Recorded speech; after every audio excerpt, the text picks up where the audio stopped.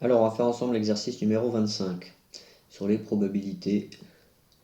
Alors, on nous dit, pour l'exercice 25 et 26, déterminer la valeur du nombre réel petit a pour laquelle la fonction f proposée est une densité de probabilité sur i, donc sur l'intervalle i. Alors, la fonction qu'on nous propose ici, c'est f de t égale at. Donc ici, la variable, c'est pas x, c'est t. Donc f de t égale at. Alors, à quoi ça ressemble cette fonction-là? Je vais faire une petite représentation rapidement. Donc l'intervalle c'est 1, 4. Donc 1, 4, ça va ressembler à ça. 2, 3, 4. Et AT, qu'est-ce que c'est? C'est une fonction linéaire, donc c'est une droite qui passe par l'origine. Voilà ma fonction AT. Alors, l'échelle sur l'axe des ordonnées, je ne connais pas encore parce que je ne connais pas la valeur de A. Je sais juste que ici ça va être A. Ici ça va être 4A. Mais je ne sais pas exactement l'échelle. Voilà. Ok, donc si on veut que cette fonction f soit une densité de probabilité sur l'intervalle 1, 4, qu'est-ce que ça veut dire que f est une densité de probabilité? Ben, ça veut dire graphiquement, si ici j'ai l'intervalle A4, ça veut dire que l'air sous la courbe ici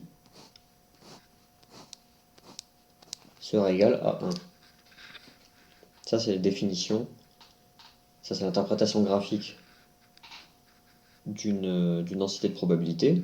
Et la définition analytique, ça va être que l'intégrale ici entre 1 et 4 de f de t dt sera égale à 1. D'accord, donc ici, ça vaut 1. Une unité d'air. Bon, et bien ça on va calculer, hein, tout simplement. Un petit calcul d'intégrale à nouveau, c'est tout simple. Donc, allons-y. L'intégrale entre 1 et 4 de AT dt, donc la variable c'est t. Hein. Donc il me faut trouver une primitive de ça. Bon, ben ça c'est assez simple, hein, je sais faire. Donc ici j'ai du t, donc je vais avoir du t carré. Quand je vais dériver, ça va me donner 2, donc ça va être t carré sur 2. J'ai toujours mon coefficient A. Et c'est entre 1 et 4 que je calcule cette intégrale.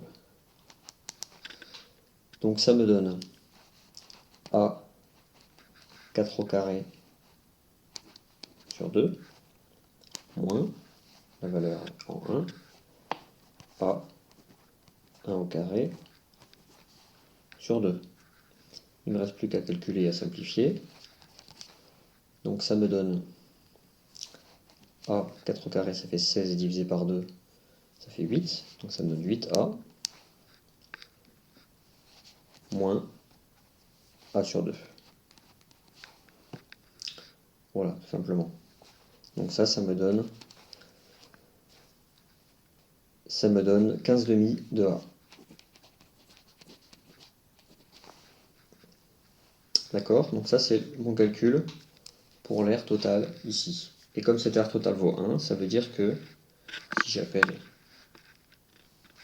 cette équation, si je l'appelle 1, ici je peux dire que 1 est équivalent à dire que 15A sur 2 est égal à 1, ce qui fait donc A égale 2 quinzièmes.